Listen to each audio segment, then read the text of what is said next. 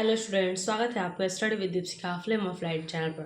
जैसा कि आप सबको पता है, 395 आर्टिकल का जो ये सीरीज चल रहा है, इसमें हम लोग पिछले कक्षा में आर्टिकल 131 से आर्टिकल 121 से 130 तक विस्तार से पढ़े थे। आज की कक्षा में हम लोग आर्टिकल 131 से 140 तक विस्तार से पढ़ेंगे और समझेंगे। आज की कक्षा की शुरुआत एक सकारात्मक ऊर्जा के साथ।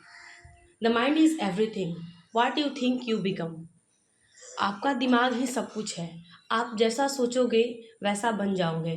तो अच्छा सोचिए और अच्छा बनिए। तो चलते हैं आज की कक्षा की ओर। आज का जो विषय वस्तु है, आप लोग देख पा रहे हैं कि एससी सुप्रीम कोर्ट की आधिकारिकता आपके समक्ष टॉपिक दिया गया है। सुप्रीम कोर्ट की आधिकारिकता, इसमें जो है अनुच्छेद 131 बताता है आधिकारिकता। आर्टिकल 131 इनिशियल जुरिडिक्शन की बात करता है। इनिशियल जुरिडिक्शन का मतलब ये है कि सुप्रीम कोर्ट क्या सुनता है ना, किसके किसके मामलों को सुनता है। जैसे कि हम सबको पता है कि सुप्रीम जो है स्टेट की लड़ाई हो, यहाँ पे आप समझिएगा सुप्रीम कोर्ट जो है स्टेट और स्टेट के बीच में लड़ाई को सुनता है ना। दूसरा क्या सुनता है, स्टेट और सेंटर के बीच में कंट्रोवर्सी सुनता है, स्टेट और सेंटर के बीच में। तो इन सी बातों का जिक्र जो है आर्टिकल 131 में किया गया है कि जो है आधिकारिकता के संबंधित सुप्रीम कोर्ट किन किन मामलों के पास ये जो अधिकार है सुनने का सिर्फ और सिर्फ किसके पास है, सिर्फ और सिर्फ आपके सुप्रीम कोर्ट के पास है। सुनने का अधिकार जो है, ये जो अधिकार है इनिशियल अधिकार सुप्रीम कोर्ट के पास है। क्लियर है? चलिए, दूसरा जो है इसमें अपीलीय अधिकारिता एपीलेट जुरिडिक्शन की बात करता है। इसमें जो है आर्टिकल 132 में बताता है कि संवैधानिक मामलों में अपील सुनता है।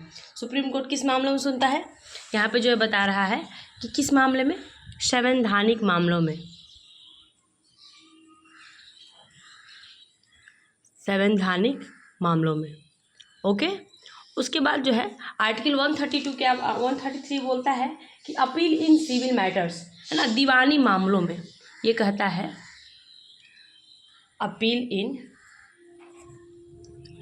सिविल मैटर, है ना, सिविल मैटर्स, यानी कि दीवानी मामलों में भी सुप्रीम कोर्ट जो है चीज़ों को सुनता है। उसके बाद दिया गया है आर्टिकल 134। आर्टिकल 134 कहता है आपका फौजदारी मामले, किसके बारे में बताता है, फौजदारी मामले। यानी कि आर्टिकल 132 कहता है कि संवैधानिक मामलों के बारे में जो है सुप्रीम कोर्ट सुनेगा और उस पर कार्रवाई करेगा। आर्टिकल 133 कहता है अपील इन सिविल मामले, यानी कि जो है दीवानी मामलों में सुनता है। और 132 कहता है कि फौजदारी मामले में भी सुप्रीम कोर्ट सुनता है। उसके अलावा आर्टिकल 135 कहता है फेडरल न्यायालय की बात करता है। आर्टिकल 135 किसकी बात करता है, फेडरल न्यायालय की बात करता है। इसमें जो दिया गया है कि 1935 में फेडरल न्यायालय बना था, है ना। क्या बना था, 1935 में फेडरल न्यायालय बना था। फेडरल न्यायालय खत्म होने के बाद उसकी पूरी पावर सुप्रीम कोर्ट में आ गई, है ना। आपको याद रखना होगा कि फेडरल न्यायालय एक समय पे कब बना था, ये जो बना था 1935 पे, ठीक। लेकिन जो है इसकी सारी शक्तियाँ कहाँ आ गई, सुप्रीम कोर्ट में आ गई। उसके बाद जब ये खत्म कर दिया गया तो इसकी सारी शक्तियाँ कहाँ आ गई, सुप्रीम कोर्ट में। आर्टिकल 136 विशेष इजाज़त। आर्टिकल 136 बोलता है स्पेशल लाइसेंस, एसएलपी की बात करता है। उसमें कह रहा है कि जुरिडिक्शन का काम आता है। ये जो है आपके एग्जाम पॉइंट ऑफ व्यू से बहुत इंपॉर्टेंट नहीं है, फिर भी आप ध्यान देंगे कि कह रहा है इसमें जुरिडिक्शन की बात करता है कि विशेष इजाज़त किसको दिया जाएगा। आर्टिकल 137 बताता है रिवीजन ऑफ डिसीजंस, है ना, निर्णयों को पुनराविलोकन। 137 कहता है कि सुप्रीम कोर्ट अपने निर्णयों का पुनराविलोकन कर सकता है। आपने देखा कि वेरूवारी वाला जो मामला था उसको रिव्यू कर दिया और उसने अपने डिसीजन को चेंज किया। सुप्रीम कोर्ट के फैसला आने के बाद भी अगर लगता है कि सुप्रीम कोर्ट के फैसले में कुछ दिक्कत है तो सुप्रीम कोर्ट के पास ये अधिकार है कि वो जो है उस मामले को रिव्यू कर सकता है, दोबारा सुन सकता है और जो है अपने फैसले को बदल भी सकता है उस मामले में। इसके बारे में हमें कौन बताता है, आर्टिकल 137, निर्णयों का पुनराविलोकन, रिवीजन ऑफ डिसीजंस। इंपॉर्टेंट है एग्जाम पॉइंट ऑफ व्यू से, थोड़ा सा देख लीजिएगा। आर्टिकल 137, आर्टिकल 138 बताता है हमें सुप्रीम कोर्ट आधिकारिकता शक्ति। आर्टिकल 138 कहता है power of supreme court x tends. इसमें बताता है कि सुप्रीम कोर्ट के अधिकार को बढ़ाना, तथा सुप्रीम कोर्ट कहता है कि वो चाहेगा तो अपने अधिकार को बढ़ा सकता है, अपने क्षेत्र को बढ़ा सकता है कहीं भी, है ना। अभी तो आप जो है देख रहे हैं कि हमारा सुप्रीम कोर्ट कहाँ एस्टेब्लिश है, दिल्ली में है, लेकिन अगर एक्सटेंड करने की बात आएगा तो वो जो है बढ़ा सकता है, आगे तक ले जा सकता है। आर्टिकल 139 बताता है रीट निकालने की शक्ति। अनुच्छेद 32(2) में हम लोगों ने पढ़ा था, क्या था कि जो है सुप्रीम कोर्ट के पास क्या है, रीट निकालने की पावर है, हमने पढ़ा था। अब आर्टिकल 139 को आप कोरिलेट कर सकते हैं किससे, आर्टिकल 32 से। 32 के 2 से आप देख सकते हैं, कह रहा है कि पावर टू इश्यूज सेक्शन 32 के 2 डिफर फ्रॉम। अब कह रहा है कि ये इसके पास कुछ मामलों का अंतरण है, ट्रांसफर ऑफ सर्टेन केसेस है। आप देखेंगे कि आपने देखा था कि सुप्रीम कोर्ट पास किसी के मौलिकता का हनन ना हो, और अगर ऐसा होता है तो वो जो है सुप्रीम कोर्ट पास जा सकता है और वो रिट जारी कर सकता है। और कुछ ऐसे आपको आज़ादी दी गई है जो है कि आपको कभी भी वो जीने की स्वतंत्रता है, आपके जीवन की रक्षा है, ये जो है ये सब आज़ादी आपको उसमें शामिल की गई है। रिट निकालने की शक्ति उसके बाद कह रहा है, आप याद रखेंगे कि 139 को आप जो है जोड़ कर देख सकते हैं किससे, 32 से।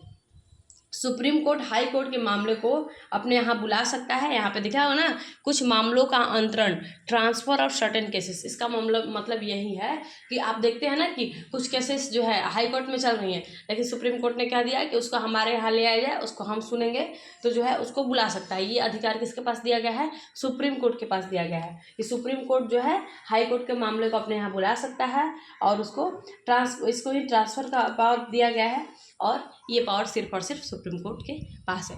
उसके बाद अनुच्छेद 140 कहता है अनुषांगिक का मतलब, अनुषांगिक शक्तियाँ, है ना, संसद विधि, इंसिडेंटल पावर्स, कहता है पार्लियामेंट्री एक्ट। इसमें बताया गया है कि कुछ और विशेष शक्तियाँ, कुछ विशेष शक्तियाँ हैं जो सिर्फ पार्लियामेंट प्रोवाइड कर सकता है। कौन प्रोवाइड कर सकता है, पार्लियामेंट। अनुषांगिक का मतलब ही होता है कि कुछ विशेष शक्ति है। इसका मतलब क्या होता है, अनुषांगिक का मतलब होता है, इसका मीन से आप लोग याद रखेंगे, कंफ्यूज बिल्कुल नहीं होंगे। कुछ विशेष शक्ति, कुछ विशेष शक्ति यानी कि कुछ ऐसी पावर्स हैं जो सिर्फ और सिर्फ किसको है, सुप्रीम कोर्ट को है। तो यही कह रहा है कि इसमें जो है कुछ ऐसी विशेष शक्तियाँ हैं जो पार्लियामेंट प्रोवाइड कर सकता है ना। इसके बारे में बताया गया है आर्टिकल 140 में। तो क्विकली हम लोग 1 सेकंड में जो है 1-2 मिनट में हम लोग इसको देखेंगे कि हम लोगों ने आज का क्लास में क्या क्या पढ़ा। अनुच्छेद 131 हमें बताता है आधिकारिकता के बारे में, आरंभिक आधिकारिकता व इनिशियल जुरिडिक्शन की बात करता है, जिसमें जो है हम लोगों ने समझा कि किस तरह से स्टेट का मामला सुनता है, स्टेट सेंटर का मामला पूछता है, ये अधिकार सिर्फ और सिर्फ सुप्रीम कोर्ट के पास होता है। उसके बाद दूसरा बात कर रहा है अपीलीय आधिकारिकता, एपिलेट जुरिडिक्शन में 3 तरह की बातें की गई, 3 आर्टिकल की। आर्टिकल 132 बताता है संवैधानिक मामलों की सुनवाई कर सकता है। आर्टिकल 133 बताता है अपील इन सिविल कोड, और आर्टिकल 134 बताता है फौजदारी मामले, यानी कि संवैधानिक मामले, दीवानी मामले और फौजदारी मामले की सुनवाई भी सुप्रीम कोर्ट में हो सकती है।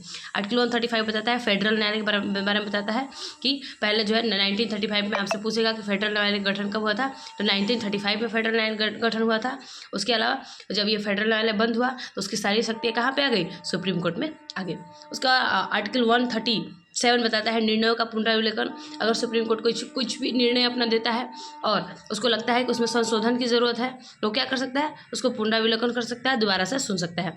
आर्टिकल 138 बताता है आपके आधिकारिक शक्ति। आर्टिकल 138 बताता है power of supreme court extend, उसके पास कुछ ऐसी शक्ति है जिसको एक्सटेंड कर सकता है, उसके पास ये अधिकार दिया गया है कि वो चाहेगा उसको एक्सटेंड कर सकता है और बढ़ा सकता है। आर्टिकल 139 हमें बताता है रेट निकालने की शक्ति। 139 को हम लोग किस आर्टिकल से कनेक्ट कर सकते हैं, आर्टिकल 32 से, है ना, पावर टू इशूज रीट। कुछ मामलों का अंतरण, ट्रांसफर ऑफ सर्टेन केसेस, इसमें हम लोग देखें कि सुप्रीम कोर्ट जो है चाहेगा तो कुछ मामलों की सुनवाई क्या कर सकता है, सुप्रीम कोर्ट में बुला सकता है, हाई कोर्ट के मामले और सुप्रीम कोर्ट में सुन सकता है, ये उसके पास अधिकार क्षेत्र दिया गया है। आर्टिकल 140 बताता है अनुषांगिक शक्तियाँ, यानी अनुषांगिक का मतलब हमने क्या बताया, कुछ विशेष शक्ति जो संसद प्रोवाइड करता है, सुप्रीम कोर्ट के पास है, और जो है इतना हम लोगों ने इसमें पढ़ा। मुझे उम्मीद है कि ये 10 आर्टिकल्स आपको आज के कक्षा में याद हो गए होंगे और इस आर्टिकल की सीरीज को मैं बहुत जल्द ख़त्म करने वाली हूँ। इसके बाद जो है कक्षा 9th और 10th की पॉलिटी मैं शुरू करूँगी। उसके बाद जैसे जैसे ज़रूरत होगी हम लोग कंटेंट को पढ़ेंगे और उम्मीद है कि आपको आसान भाषा में चीज़ों को आप समझ पा रहे होंगे और पूरे विस्तार से मैं समझा रही हूँ, ताकि जो है आर्टिकल आपको बोझिल ना लगे। शॉर्ट टाइम में आसानी से हम लोग कंटेंट को कवर कर रहे हैं। खूब पढ़ें, स्वस्थ रहें, मस्त रहें और खूब पढ़ें। जय संविधान, जय भारत।